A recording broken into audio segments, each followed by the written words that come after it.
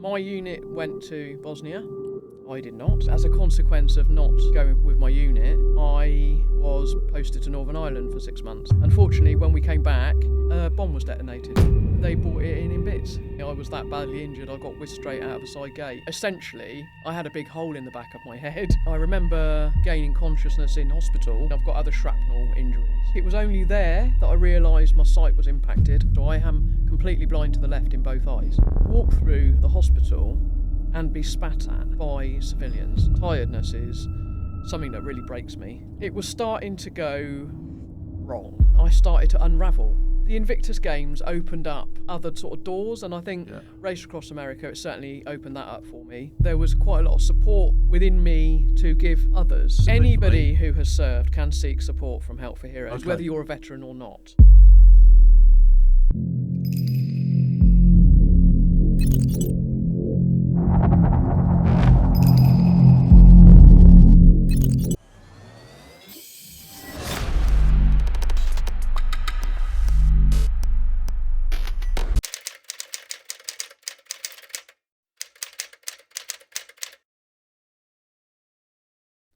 Today's guest on the debrief is Tara Robertson. She's a ambassador for Help the Heroes. She's also a former Raw Logistics Corps. Let's get you straight in. How are you, all right? Yes, I'm good, thank you. Good morning. Cool. Look, today really is for us to find out who you are, what you do, what you're doing now, all that sort of stuff. And we'll just have a good old chat about how you got to be sat in front of me getting debriefed. Great. Right, so listen, tell me a little bit, little Tara. That's what I want to find out about first. Little Tara, what were you like as a kid? Where did you come from? What did you do? So, little Tara, I grew up near Reading in a little village called Mortimer. Okay, I've heard of that. Yeah, I have heard of that. Won't be too far from here, I suppose. Yeah. And when I was 16, I left home to do a YTS course. Now I did the YTS. What did you do on the YTS? I did animal care, so we're going back some years now for the good old YTS course. Yeah, I was a ski instructor on the YTS. I had the biggest sky I've ever liked. Yeah, animal care's up there, isn't it? Yeah, animal care's not grafting that bad, is it? It's not grafting, bad. But so I went. So I left home. Yeah. And it was a residential course, so I moved to a place called Old Windsor. Okay. Which is the country annex of Battersea Dogs Home. Wow. So I did my course there. Plenty of animals then? There was a lot of animals. It was great. I mean, Are you an animal-y type person, are you? Yeah, so I've got a dog. Yeah. Okay. Yeah, I do like to I have love a my pet. dog. I do. I've got Andrew, my Scottish Terrier. What kind of dog you got? I've got I would say she sometimes looks a bit like a meerkat because she can stand on her back legs and flap her paws, but she's probably a Cairn Cross Bichon something. Bit of a Heinz thing going on there. She is. Her name is Rita. Rita? Oh, Rita. There you go. Yeah. Well, she'll get to meet Andrew one day. I know, that'd be great. So I did that that YTS course, and then I was a bit unsure what to do when I'd finished that. So how did you do at school? Were you clever? Did you get any qualifications? Not really. Nothing to speak about. Nothing sort of like, yeah, that was me. I've done a lot more education stuff since being a proper adult. So I kind of revisited some education. Yeah. I didn't know what to do with the rest of my life, to be honest. Who does when they're 17? No, so the YTS was a platform to a point, but then I found at the end of it I didn't have the qualifications to carry on. So I was like, right, you're going to have to go now, son. I did the first year, then I managed to get a second year out of them, which I was like, yeah, this is mega. And then I thought, third year I'm in, and then before I know it, I'm down the road. It's like, wow. So were you the same? Did you? One of the supervisors at the place where I did the course had been in the military. And I thought, well, that sounds all right. As a dog handler. Oh, okay, all right. So I came back. I went home, and I said to my mum, "Mum, I think I'm going to go and join the army." Obviously, you can imagine the reaction. Not massively pleased. No. But I did it anyway. See, in those days, it was all Northern Ireland, so all they understood was if you joined the army, you were going to go to Northern as cannon fodder. That was it. That was what the people would think, wasn't it? Yeah. So I joined up at 17 and a half, and I was 18 in basic training in Guildford. So I'm old enough to. Okay, so that wasn't a million miles away from home either. No, exactly. I'm that old to have trained in the old army training centre for women. Did you do Sutton Coldfield? Did you just sort of like you went up there to do that? I did driver training in Beverley. Beverley. Yeah. Oh, I got thrown out of that place. Did you? Beverley. Yeah. That's a story for another day. But yeah. Tell me later. Yeah, I will do. Yeah. So I did go to Melton Mowbray for the dog training side of things, but it didn't really work out. So I transferred to the Royal Corps Transport, which was then. And why didn't the dog thing work out? I don't know. It was a very small unit. Yeah. And it just didn't suit me, which I'm surprised about, given my dog and dog care background with my course and stuff. But it wasn't for me. I transferred, and that took me to obviously do my driver training in. How did they sell that to you? What was it sort of like stood out about the driving and stuff? Again, it probably comes back to my lack of qualifications. In school. I was pretty much infantry myself, so don't worry about that. It didn't offer me many other choices. Yeah. So I just went, all right, I'll do that. Yeah, I said helicopter pilot. They never really got that. No, son, infantry. I think, actually, when you say Sutton Coldfield, that's where I went for my transfer interview. Right, okay. So, because there was something to do with recruitment up there. I think you went there for a couple of days, didn't you, while they sort of like pigeonholed you. Where they could decide what they were going to do with me now. So off I went, and then I had to go to Aldershot. Right, okay. So, Aldershot was a big bag parachute regiment town in those days, wasn't it? That was paras, and paras, wasn't it? Yeah. So that was brief, really, because obviously I did my driver training, and then I got posted. So everyone then went to Germany. And that was the drinking club, really, wasn't it, Germany? It was great. It was great. So tell us about that posting then. Tell us, where did you go? Bielefeld. Okay. Yeah, it was nice. It was a busy first couple of years. There was a lot of driving work. Yeah. What sort of driving? Staff car driving? No, I drove the trucks. So I did a lot of support of other units. Cool. So when we had I don't know if you served in Germany, but we had something called the Rhine Army Summer Show. Okay. That was fab. But basically... That sounds like your liver's going to get beaten to death. you got extra days off for that. So I worked at that a few times, but primarily that was driving equipment and supporting other troops. So engineers and a bit of downtime while you were... So, like I say, the first sort of couple of years, it was pretty busy supporting on exercise, other units. And they were big exercises in Germany in the day, weren't massive. they? There was I went to one in Belgium that was a joint, TA, now they call reserves. Yeah. A big exercise with them on a huge American base.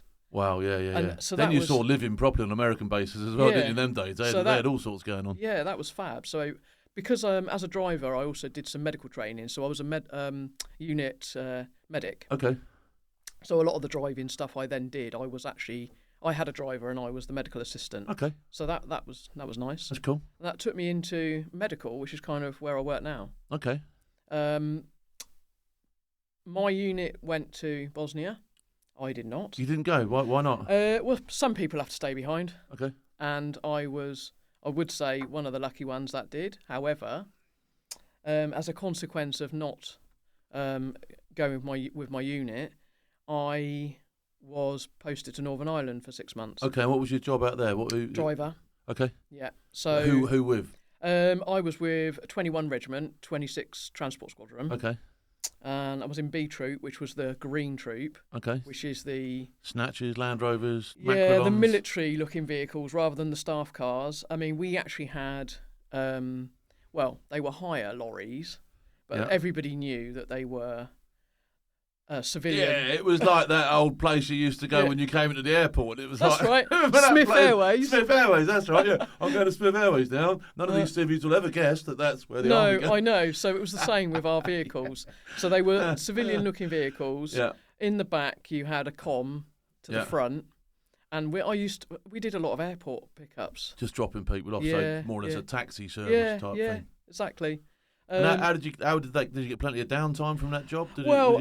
So when I went, there was a short staff problem briefly. So they sent a few people just from a few units, and so you didn't do all the traditional training that you do for Northern Ireland with your unit, and then go. So when some of us got there, we had to wait for places to be available on the training that you get in Northern Ireland. Okay. Where you do a 4-day, sort of 4 or 5 Yeah, you do day. everything you get. Did you do all your pistol training? Yeah, and all you that do all the sort of pistol stuff, training. Yeah. You get to watch all of the clips of things that are supposed to terrify you. So you check your vehicles. So you do stuff properly. All of that, the model village, all of that you do in that sort of 4.5 days. So I had been in Northern Ireland for about 4 weeks before I could get to go on that course. Okay. So essentially, I couldn't really do a lot up to that point because I hadn't had my training. Yeah. And these trucks that you were driving, were they driven in civvies or? In civvies. So we had a radio and a pistol. You had a pistol? Yeah. Well, we just chucked it in the glove box, to be honest. You just chucked it in the glove box. Occasionally, we used to have to get it out and put it under my leg. So we, a load of us came back from our training on the Friday, and we then worked all weekend. Yeah. This was the first proper work, going out and doing my job. Yeah. As a pair, you would then change drivers and stuff like that. And seemed all right. It was quite a procedure in those days because you had to book out, you had to go to the arms coat, get your weapons signed for your ammunition, all that sort of caper. So just getting out the gate wasn't, for people listening who think that just going, it wasn't as simple as that. Well, no, because we had our own guard room within the barracks. Yeah, so a barracks within a barracks. There was a main then guard room, and obviously you had to, like you say, you had to go and get your weapons. Yeah, that was like anything on Aldergrove. You've got to go through about 10 checkpoints just to get to where you actually need to be, isn't it? Exactly. Yes, and it was the same coming back in. Yeah. You still had to book back in at all these different places. Yeah. So we worked all weekend, which was, great. Finally getting to do something. Yeah. That wasn't just cleaning things, polishing things. And so when we went to work on the Monday, because we'd the whole of our squadron had probably worked that weekend. Yeah. We got let off work early that day, which was great. So we had some lunch, and my friend and I, who'd only been there 3 weeks, we went into town, into Lisbon. Yeah. Do a bit of shopping, because we were allowed now. That's right, yeah. Because we'd done our training, we were allowed out. Yay. Fully qualified. Exactly. Fully qualified at 22. Yeah. Not old. Yeah, no, kids. Yeah, that's it. And unfortunately, I didn't know anything about it, obviously, but unfortunately, when we came back and we booked back in at all these places, a bomb was detonated. Really? Do you know who put it there in the first place? Was it an IRA bomb? Yes, it was. And okay. I believe. Was it in a car? Was it a proxy? Yeah, was it was a car, 800 £800 in weight. Wow, that's big, isn't it? That's a fair old big. Yeah. That's a boom. I tried to imagine the size, what that is, but I've seen the hole. I've seen a photograph of the hole that left. Yeah, I can imagine. Where was it, on the front gate? No, it was outside my 26 squadron. So they've actually got it onto camp? Yes. Now, I believe, what I understand, is that because we had a lot of building work going on the base. Yeah. So this is in headquarter Northern Ireland. Yeah, I know the place. Yeah, I do know the place. Yeah. They bought it in bits. Right, okay, and sort of built it up over a period of time. Yeah, but there was 2. So, I mean, I would say, fortunately, I was that badly injured, I got whisked straight out of a side gate. Yeah. So I wasn't taken to the med centre where they detonated that went the second pop again one. as well. I mean, I'm going to say, that's right, calculated. You can't, from looking at it from purely a perspective of somebody who understands how to hurt people, they did a good job there, didn't they? I mean, to get it in the camp and then to blow it up and then to think where they're going to take people when they get blown up. Of straight course. to them, let's blow that up as well. I mean, it makes sense, doesn't it? That puts into perspective how calculated, evil and murderous, but how also good at their job they were. Yeah, and,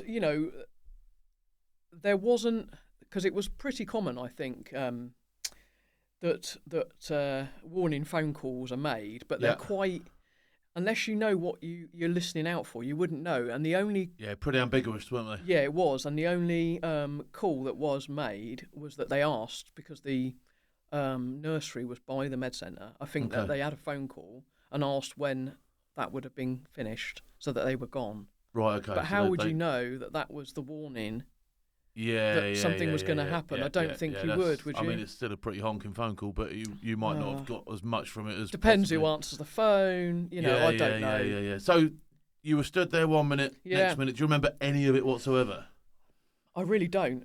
And I remember gaining consciousness in hospital. Yeah. And signing a consent form for a surgery, which seems bizarre, but somehow I did apparently do that, and I do remember waking up, but no. What were the main injuries? What at this stage, did you know what had happened to you? If somebody said you'd been blown up, this is going to happen. So they're basically asking you to sign stuff, and you think, how did I even get here? Well, I mean, I had a very serious head and brain injury, so I probably had no idea. Okay. And I woke up then. Did you see at that stage? I can't even remember. Because you've had a few issues with your sight as well, I do. I can't remember. And to be honest, so much of it is a blur, obviously. But I know that I had surgery, and I don't even remember if anything hurt, if I'm honest. But the next time I woke up, I realised the reason why I had woken up is because they were reducing my sedation, and I was in ITU in the Royal Victoria Hospital. Wow. In Belfast. So in between that, I had gone to the hospital in Lisbon and had been triaged, and then I'd been moved because obviously I needed neurosurgery. Yeah. And I'd been moved to Belfast. I don't know anything about any of that. No. So you're awake and you're like, how did that feel? I mean, that must have been absolutely awful. When I woke up, I still had the intubation tube down my throat. And, that's a pretty horrific memory. Yeah, that is just horrendous. Yeah. I mean, you must have, because you don't even know how you've got to that point where you've got that tube in your throat. No, exactly. I mean, I don't know anybody that's ever woken up and had that as a situation. Is your instinct is to pull it out, of course, isn't it? Yeah, of course it is, yeah. Because there's something there that shouldn't be there. It's a foreign body in my Exactly, neck. Yeah. So, obviously, I tried to pull it out, which I remember doing. And a nurse, because I know in ITU that they have a nurse sat by every bed. Yeah, just for you people waking up, pulling the wires out of their head. Yeah. And I also had a monitor sticking out of my head, on my forehead, which was obviously monitoring my brain because I'd had a brain injury. Your activity, yeah. So, obviously, they gradually reduced the sedation and took the tube out. Yeah. So at what stage did you actually get to speak to a doctor and realise what had happened to you? I don't even think I recall that happening at that point, but I'm pretty sure that I would have had contact from a doctor in ITU. Yeah. As soon as the tube had come out, somebody would have come, but I can't remember. Really? Yeah. What is your what is your memory now of when you actually suddenly realised, wow, I've been blown up? I can now remember the conversation where you've been told you were blown up. It was an 800-pound bomb. So I got moved from ITU onto the neuro ward. Yeah. And I was the first bed right by the nurses' station, which is obviously where they put quite poorly patients. Yeah, so they can keep an eye on them. But what I didn't know at that point was that actually had a camera pointed on it as well. Yeah. Because I'm in the civilian hospital in Belfast. I am not safe. You're a target. You're absolutely. Yeah, anybody could. And I don't think that really dawned on me at that point because I was so unwell feeling. I mean, I don't think anything particularly hurt at that point, but I had touched my head and realised they'd shaved my hair off. Yeah. And I insisted on somebody finding me a mirror, which they really didn't want to give me because I have... Yeah, that's going to induce all sorts, isn't it? Well, and obviously where they had that monitor sticking out of my forehead, there's a scar there. Yeah. I mean, I got quite lucky with my face, I suppose. There are a couple of scars that are not massively obvious. But essentially, I had a big hole in the back of my head. Wow. Which they had just stitched up and took the lump of metal out, the shrapnel out, and just stitched the skin back up, but left a big hole. So there was a bit of a piece of your sort of like cranium actually missing. Yeah, gone. There was, yeah. Is that grown? Did that grow back? It doesn't, no. So what do they do, repair it? I've had to have surgery to repair. Okay, what do they put, a plate in? Titanium plate over the hole. Oh, okay, all right. Yeah. I mean, excuse my naivety, but I'm like, wow, this is I mean... What I found is like $6 million man stuff. The hole was a bit vulnerable because it just fitted an elbow. So if anybody ever was that sort of near me and was a bit taller than me, that hole just fitted an elbow. So I'm like, I'm not happy about that. That's my brain just there. Yeah. Or do you imagine if he fell over, or do you know, somebody poked it or something? That's just a horrible thing. It's grotty, isn't it? So I have had a number of surgeries since my initial injury, and. I have some very stark memories of being in hospital, but obviously as soon as I was sort of well enough to be moved from that bed facing the nurses' station, I got moved into a side room, which was behind that, and it was secure.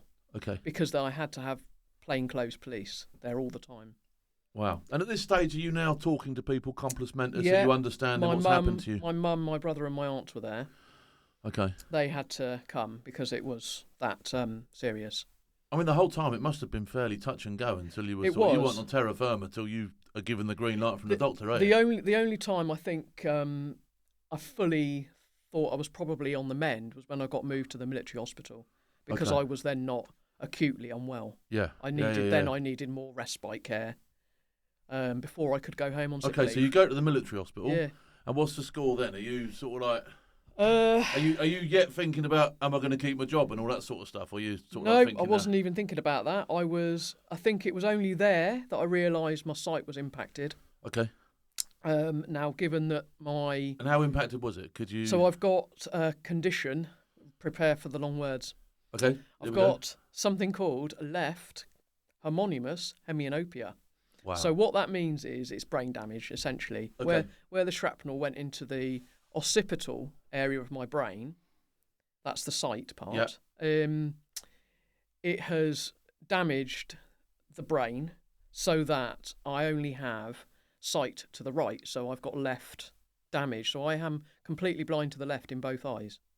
Oh, right, both eyes. Yeah, okay. because it's not the case with the eye. It's the brain. It's my brain, not the eyes. Exactly. Okay. Yeah. So and that's where the back of your head was caved in. Yeah. So presumably. Sitting looking at you now, if I look straight at you, I would only see half of you. Okay. You know. Some people would say that's not a bad thing. I don't know. Yeah. So the sight thing became apparent. So you've had to basically learn to live with that, haven't you? Yes. Yeah. I mean, I was a driver in the army, and I then didn't have a driving licence. Okay, so that's sort of like rescinded straight away as soon as they realised your sight was impacted. Yeah, that's it. I had to go back and forth to the hospital, back to Belfast for a multitude of tests, obviously for hearing, sight, any number of other things. I mean, I've got other shrapnel injuries. Yeah. The sight thing, is that something that's it's always going to be like that? That will not grow back. It won't be. There was a period of time, probably in the first 6 months or year, if there was ever going to be any improvement. It could have gone either way, but now you're resigned to the fact that that's it. Bust. It's been a number of years, hasn't it? Okay. So yeah. Wow, it's a long time ago. It's been 27 nearly. So take you back again to where you were in your hospital bed. Yeah. You've not yet thought about what's going to happen to you. No. You know that you can't see properly, and your driving licence is gone. Yeah. Where are we going from here? Well, so I went home on sick leave. So this happened in the early part of October. I went home on sick leave I was probably in hospital for 3 weeks, which surprisingly small amount of time, really. Yeah. So I probably went home on sick leave for November, and then I went back to Northern Ireland to finish my tour. Which I laugh about now because I think back and I think, how odd is that now? Yeah. Because I'm not sure that would happen if that happened now. Possibly not. But it was a bit of extra money, wasn't it? That's the plus side. You didn't pay for your accommodation, did you, and your food? A bit more dough, wasn't it? Do you know what? I can't even now think back and think, did I think that was odd? Or was I okay about that? I can't really remember. You probably just went with the flow, didn't you? I just did as I was told, I think. Yeah, that's it. I mean, you were young then, still. I was 22. 22 years old. Do what you're told. Do you question that? Of course you don't. But I don't think that would happen now. No. I think I would have had to have gone somewhere and had a lot of help and all that. Because obviously, where the explosion happened, it destroyed a lot of the surrounding buildings. All the windows exploded. Yeah. They managed to shut off the petrol point, which is right where it went off. And there was a big hole. And I was just there. That's where my squadron and regiment were. Yeah. So I can't remember. That all feels a blur, if I'm honest. Yeah. Finished my tour. So what did you actually do for that last month? I worked. Did they have a job for you? Well, our office had exploded, hadn't it? Yeah. So we had a porter cabin, obviously. Right. And I worked with the chief clerk, doing photocopying and stuff. Right. Okay. You know. That is so random, isn't it? I know, really. Yeah. It's just like... I then became an admin person briefly. Okay, and did you like that, or were you sort of like thinking, now this is sort of like I need to pull Well, smoke I mean, initially I only worked a couple of hours because I was tired, Yeah. And actually, that's the lasting effect of my brain injury and subsequent surgeries, is that tiredness is something that really breaks me. Yeah. And it's a different tired to sort of Monday to Friday, end of the week tired. It's very different. So I only worked sort of half a day for probably most of the rest of my tour, which was up until about, I want to say maybe March time. I went back to Germany, back to my unit where I'd come from. And how were people back there? I mean, it was odd. It wasn't good. Yeah, because I mean, presumably, Germany was a bit of a drinking club, wasn't it? So it really was. You probably didn't feel like going downtown and having belt fed everything with mayo and all the rest of it that went on. Do you know what I mean? So pommes with mayo. So you probably weren't.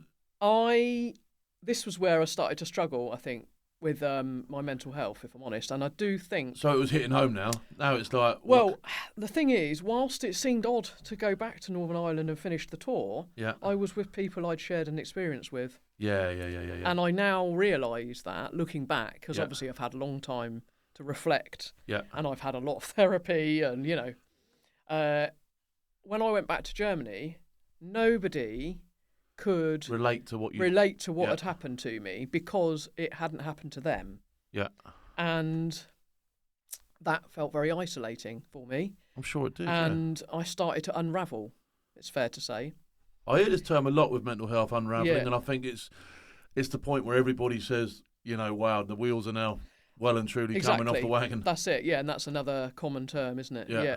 And I definitely started a downward spiral. Of that? What were your symptoms? What were? I think what I. And I'll say this because I want other people to recognise these symptoms. So for me, it's very difficult to go through therapy for an event that I don't remember actually happening. However, the long-lasting negative memories I have relate to perceived things that happened in the hospital, for example. Yeah. So, I felt very unsafe in the Victoria. Yeah. Whenever I had to go there again, I was heavily guarded. I was in an ambulance. I had 2 armoured vehicles either side. I'd get out the back. There would be armoured police, armed military that's like... guarding me, and I would walk through the hospital and be spat at by civilians because they knew who I was. Yeah, that is honking, isn't it? So you've almost elevated you by having all that stuff around you. You've made it worse for yourself. I know. It's elevated it. It wasn't discreet. Tell me, there was nothing discreet about my arrival there. So my memories of distress are that, for example, and also, bear in mind I had a lot of drugs because I'd had a very serious brain injury that they weren't really sure what was the impact of, quite frankly. Yeah. So a lot of my distress has been about being in hospital. So I was starting to have nightmares about that. And I was remembering all of that when I was back in Germany. So a lot of my distress was flashbacks to those distressing to the points. Hospital stuff, the stuff that you could remember. I mean, I had, one cleaner came into my room when I was under guard in this room behind the ward. Yeah. And I think she came to collect my food tray, which I hadn't eaten because I was obviously not well. Yeah. And she outwardly threatened me by saying, that there's secret tunnels that people can get in and get you. Really? I was openly threatened and felt threatened in that place. So that is, it's not surprising that was starting to come to my mind. Yeah, and I suppose now that you were feeling isolated and on your own, those feelings were almost reproducing themselves. Yeah, and it was hugely distressing. But then I couldn't talk to anybody I'd shared that experience with because they were all still in Lisbon. So I think my sleep was then impacted. I already struggled because my head hurt, quite frankly. It's not surprising, really. Yeah. For me, my go-to self-medication would be drink. And Germany provided the perfect source for that, didn't it? Of course it did. And it wasn't uncommon to see people out drinking all the time, so nobody would even have thrown a flag up. Well, you wouldn't even think anything of it. I mean, you used to drink half the night and get up and drive into the netter the next day. Yeah. But everyone else is doing that as well. So all did it, exactly. If nowadays I saw one of my mates drinking loads, I'd be like, there must be something wrong with him. But that's right. You wouldn't even think that over there because everybody's doing it all the time, isn't they? No, exactly. And so you was almost what? Masking You're actually your own... encouraged, really, aren't you? Of course you are. Yeah. And I know that that's an attitude they want to stop. Yeah, but in those days it really was, wasn't it? It was like it was a piss up for a piss up, wasn't it? Yeah, exactly. I mean, every day was Tuesday, hooray, happy Tuesday. But it was. Yeah, and it was expected. And what did you do every evening? You went to the bar. Yeah. An end of course piss up. A beginning of course piss up. Yeah. Someone's birthday. There was always someone's birthday, wasn't there? Someone was leaving. Someone had arrived. Any excuse. So of course, it was starting to go wrong. And when did you realise in your own mind, I've got to go and do something about this, or I'm going to be in big trouble? Or did you roll for quite some time before you made that decision? I mean, because of my medical background, so when I went back to Germany, I went back to a job, probably not my job, but a job working in the medical centre. Okay. So I'd gone back to a place that was familiar, which was good for me, and I knew that there was a civilian GP. I knew the doctor. I knew the staff, and obviously because they'd transferred my care back to Germany, there were a lot of appointments that I still was having to have. Yeah. Checkups for things, etc., etc. So it was clear that I was starting to fall apart. So we then were going down the process of getting psychological help, which I did try some treatments that proved challenging because of my sight loss. So there's and how did you feel about people actually now telling you're going to have psychological help with this? Did that have an impact? I think I was trying to reject it because nobody wants that, do they? No. Nobody wants that in their life. Stiff upper lip, and you just get on with it. I'm all right. Yeah, but I think it was only when I went back to Germany that it became apparent that I couldn't do my job, could I? I couldn't drive, but I couldn't handle a weapon either. And at the base of everything, you are a soldier. Of course you are, yeah. And I couldn't. You couldn't be a soldier anymore. Yeah. Couldn't be a soldier, and I'm not sure if that has changed in recent years because obviously people still seem to be serving. But then the answer was, we'll fix you as much as we can fix you, and then we're going to medically discharge you. And I'm like, okay. I didn't really know what that would mean to me at that point because I was young. I didn't know. Yeah, and what were you going to do? What was I going to do? When you're planning a whole career, your whole life is the military. Yeah, I had no intention of leaving the military. So how did you feel then? You must have been like, did you feel you'd been let down by the system? Did you feel that you were losing a... Yes, I had a number of challenges through my discharge process, and as soon as I'll backtrack slightly. So when I knew that I was falling apart, I decided that I wanted to end everything because I couldn't cope with all the distress that I was in. End everything that you're talking the S word. Ending my life. The S word now, aren't you? I call it the S word. I don't even like to say it. It's that's horrible. Right. Yeah. So I tried to end my life, and this was while I was in Germany. So did you make an actual attempt, did you? Yeah. What did you do? I took a load of pills because I had loads of tablets, didn't I? Yeah. So I took pills, and I can't even remember who found me. I think I was probably in my room. Yeah. Which I did share, so I presume it was somebody who was also in that room. Yeah. And I was in hospital, and I got transferred to the mental health services in, I want to say Vegberg or somewhere. Yeah, I wouldn't have a clue. It doesn't matter. Yeah, you went to a different hospital. I went to another hospital, a mental health hospital this time, a military mental health. Did they section you for that? Did they? I don't think they did. No.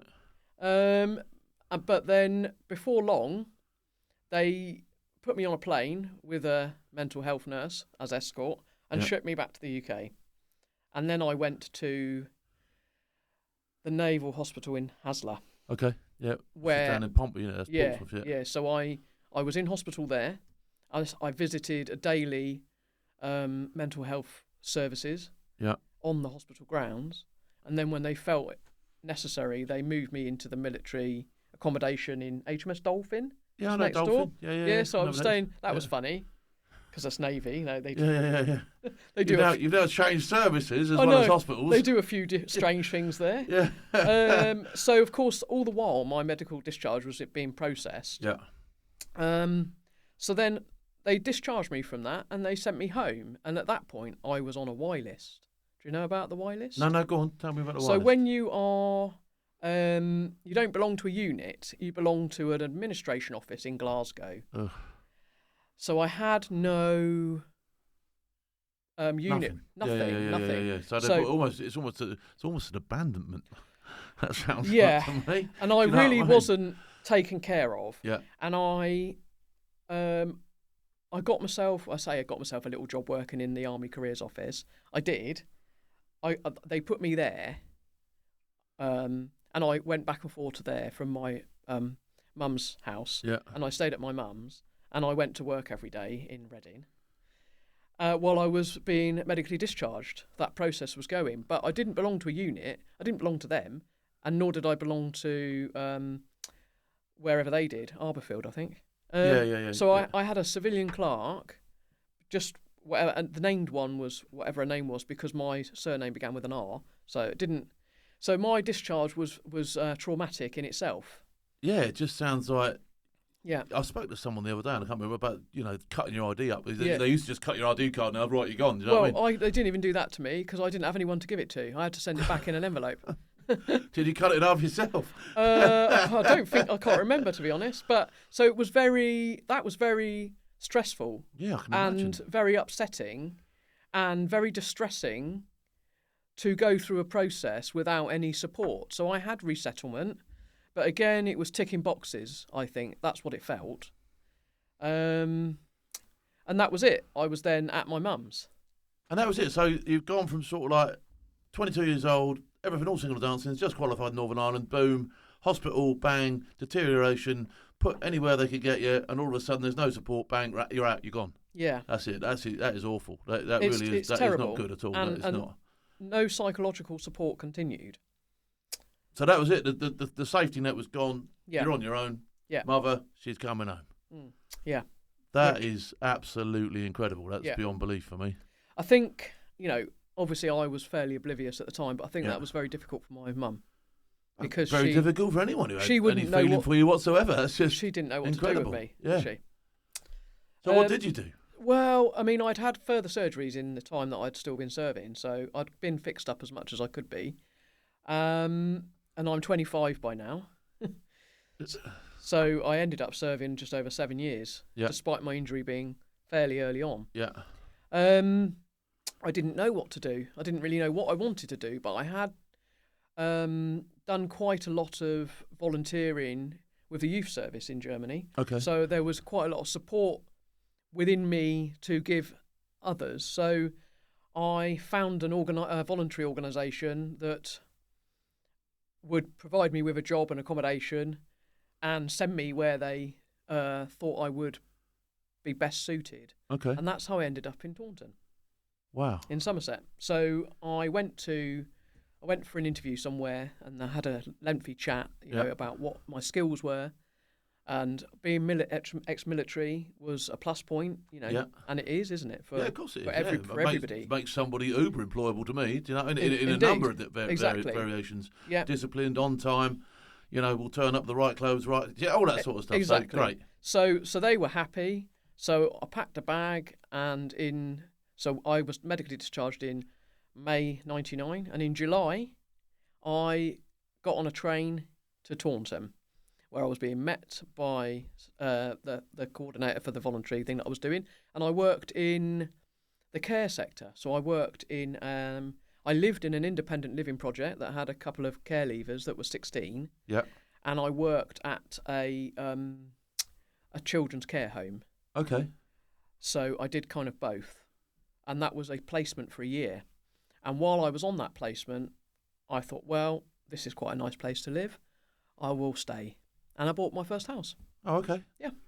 And you obviously enjoyed the job. Did that go further? Did you continue doing that? While I was there, I made inquiries about doing some courses and stuff. So I did an access course. I redid a couple of GCSEs to correct my failed schooling and did, in fact, do very well in that. And I've since qualified as a counsellor, although I'm not in practice.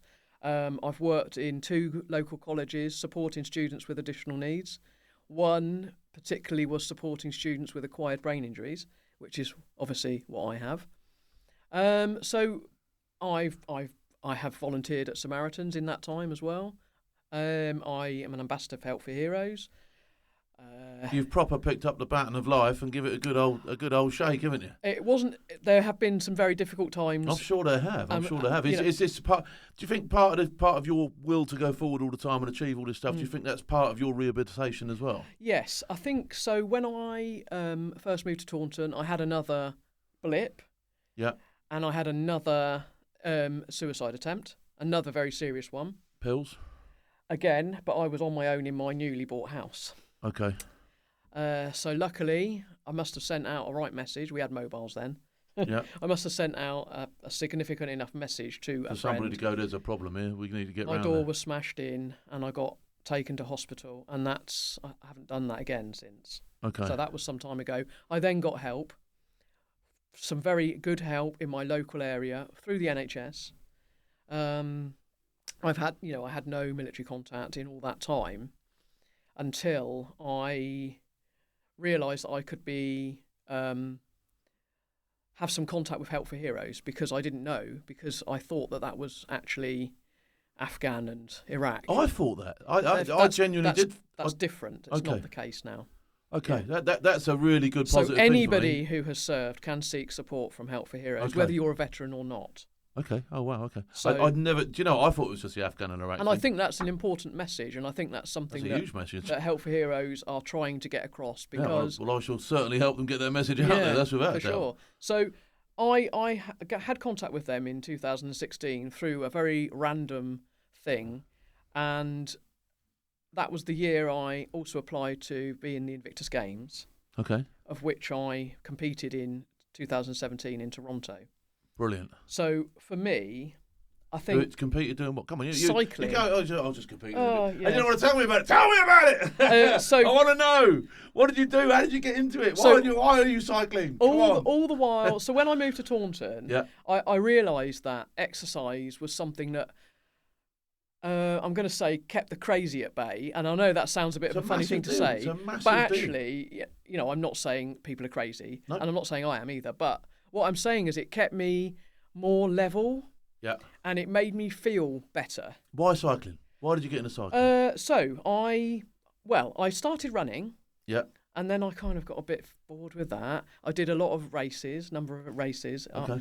Marathon. I have done a marathon. I hated it. I'll never do that again. And then I thought, I want to do a triathlon. Oh, hang on a minute. I can't swim. So I had to learn to swim. Does help. Yeah, it does. So the gym that I used to go to, had a swimming pool. So I paid to have swimming lessons. I only needed to learn how to do front crawl, because that's all you do in triathlons. Yeah, just got to get from A to B as quick as possible. Yeah, exactly. So I learned to swim so I could do a triathlon.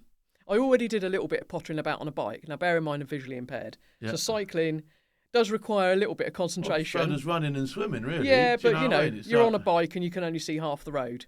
But it's all right. I've never had an accident related to my sight. I've had accidents, but not because of that. So I thought I'll do a triathlon. Then I really got into doing triathlons, and then I really decided cycling was more my thing.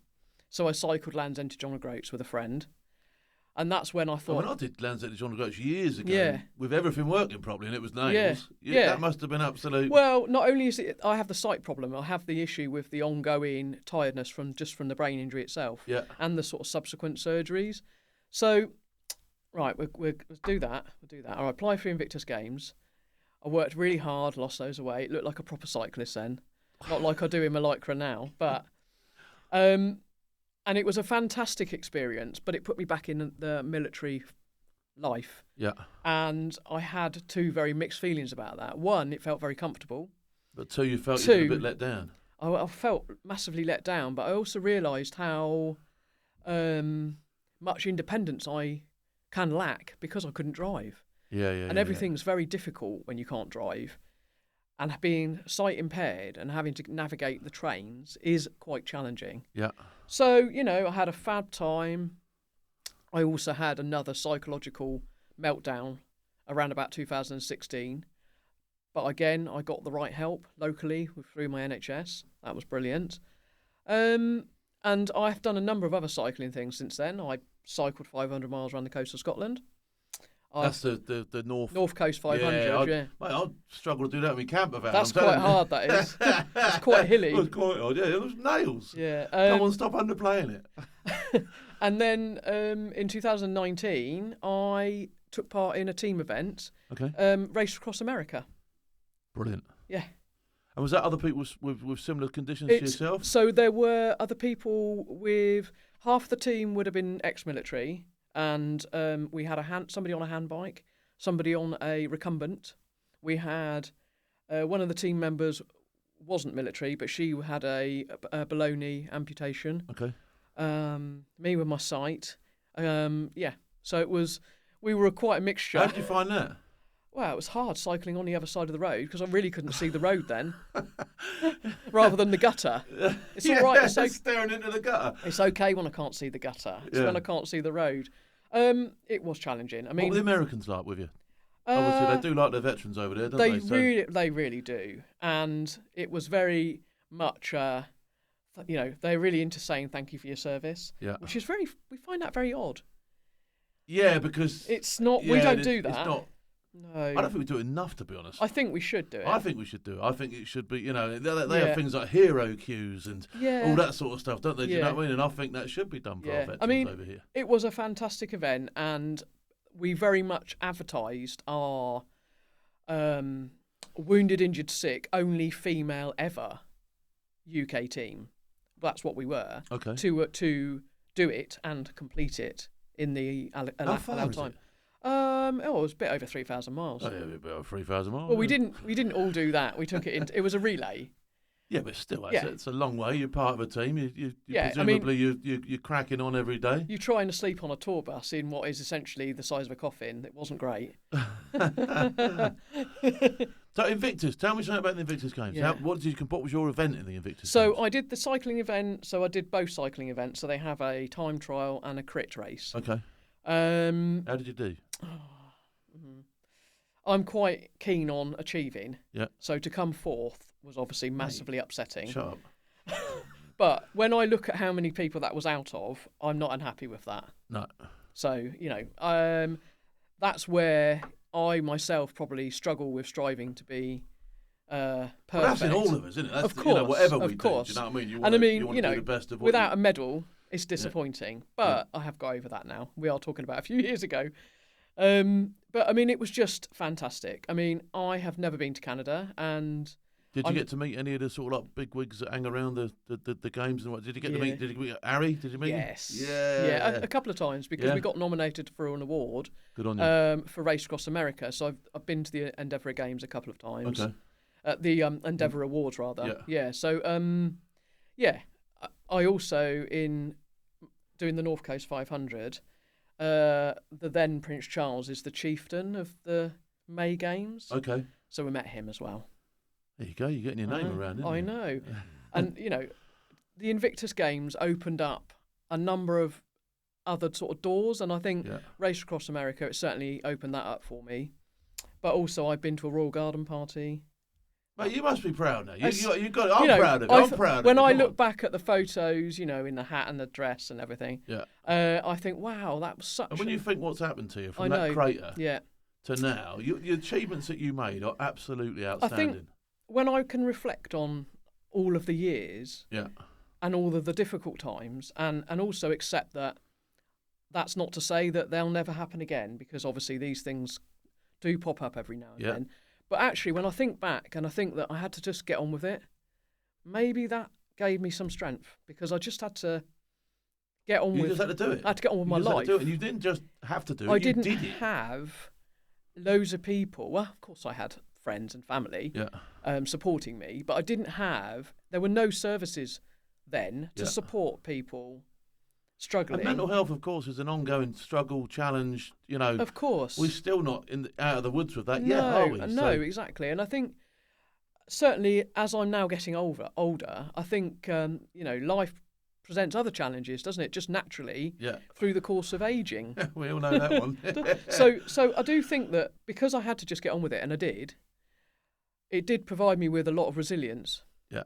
But your experiences now passed on to other people, and what you can feed into the system at the other end, for people that are undoubtedly going to have the same sort of challenges, is invaluable. That's worth an absolute fortune, isn't it? I mean, certainly when I got back from Race Across America, an old school friend had asked me to come and give out the prizes at an end of year school thing. Yeah. So it was back in this area actually. So I said, of course I will, and I did talk to them a little bit about my story. Yeah. And it was so lovely to be able to pass on a positive message about from a negative experience. Find your thing that makes you feel a little bit better in that moment of time. Yeah. Whatever that might be. Could be exercise, could be doing a puzzle. I don't know, whatever your thing is. Find your thing and just cling on to that thing, and you will be able to get through it. You so underplay yourself, I'm telling you. You so underplay, mate. What you do is phenomenal, and it's inspirational on so many levels. Thank you. It really is, and I mean that. Listen, what are your plans now? What is in the pipeline for you now? I haven't really got a lot on, to be honest. It feels a bit funny to say that, but do you know what? I haven't really been on my bike a great deal because Race Across America was obviously hard, and it was quite tiring, as you can imagine. Yeah, so I had to have a bit of time off after that, and then we had a pandemic. I work in my local hospital, and all of this, you need to not get out and do too much. I was seeing a lot of people coming into X-ray because they'd fallen off their bikes because somebody told them they could go and do some exercise every day for an hour. And there were a lot of people coming in on crutches and things. So I cacked off my bike because I felt that was the right thing to do, and it was a bit unsafe on the roads at that time. Yeah. And I've just lost my mojo with cycling a little bit at the moment, but I am hoping it will get it back. I mean, the bikes are there. Yeah. I'm sure gathering dust. I'm sure you will get that back. I've been doing a lot of different things. I'm still avidly exercise, but I do a lot of things like yoga now. Because I've done a little bit of yoga. I know. Getting ready for my last fight. Doesn't it just absolutely chill you out, doesn't it? Do you know what? I just feel like that's something that I need at the moment. Yeah. And I've been enjoying free yoga in a park where I live. Wow. That's great. So, outside. And I've really taken to that type of exercise at the moment. And I just think, do you know what? That's okay. I'm enjoying it. Well, it's about you. And that's obviously, and feeling grounded. And I know that sounds one of these kind of things they say in yoga, but to feel grounded and enjoy that is what I need at the moment. And that's good. Yeah. Superb. Listen, I hope you'll become a friend of the show and the station. Definitely. I hope to see you again. I hope to hear about any exploits you go on from here on in. There's bound to be some. So don't be a stranger. Thanks very much for coming in. I've found what you've told me this afternoon has been absolutely thanks for having me. Inspirational. You're not welcome. just for me, but hopefully the people that watch this will get so much out of what you've just said. I hope so. Thank you. Thank you very much. All right.